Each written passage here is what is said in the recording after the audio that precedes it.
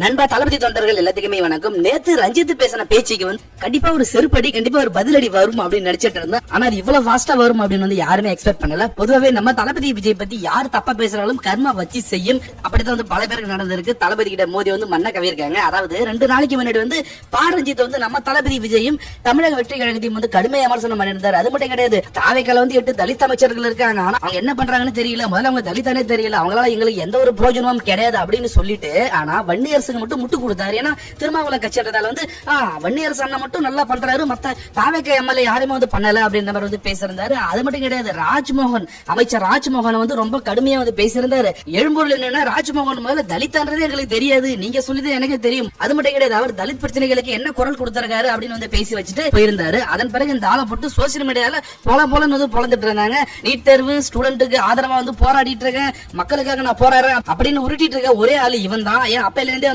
தலித் அரசியல் அப்படின்னு சில சில்லத்தனமான வேலையும் பார்த்துட்டு தான் இருக்கான். ஆனா என்ன நடந்திருக்கு அப்படின்னா, இந்த மாதிரி வீரவசனம் பேசிட்டு மறுநாள் என்ன பண்ணிருக்கான், அந்த ஆளு தன்னுடைய பல ஷூட்டிங் போயிருக்கான். இதை விட ஒரு கேவலம் இருக்க என்ன? ஏன்னா மக்கள் அங்க போராடிட்டு இருக்காங்க. எவ்வளவு ஸ்டூடெண்ட் டெல்லியில போராடிட்டு இருந்தாங்க. உனக்கு அவ்வளவு அக்கறை இருந்துச்சுன்னா நீ டெல்லிக்கு போயிருக்கணும். டெல்லியில உட்கார்ந்து எல்லாரும் கூட போராட்டம் பண்ணிருக்கணும். அட்லீஸ்ட் ஒரு 4-5 நாளா இந்த போராட்டம் முடிகிற வரைக்குமாச்சும் நீ போராடிக்கணும். அப்பதான் உனக்கு உண்மையாலுமே மக்கள் மேல அக்கறை இருக்கு அப்படின்னு சொல்லலாம். ஆனா உன்னுடைய பண தேவைக்கு உனக்கு ஒரு பணம் வேணும் அப்படின்ற ஒரு காரணத்துக்காக உன்னுடைய படத்தோட ஷூட்டிங் மட்டும் நீ போயிருக்க.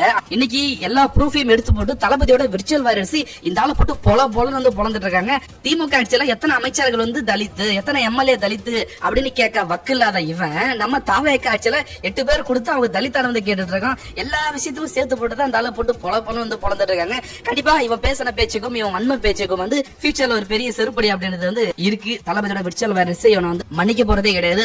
இந்த ரஞ்சித் இருக்கானே, இவனை பத்தி என்ன நினைக்கிறீங்கன்றத கமெண்ட்ஸ்ல சொல்லுங்க. சப்ஸ்கிரைப் பண்ணாதவங்க சப்ஸ்கிரைப் பண்ணுங்க. தேங்க்யூ.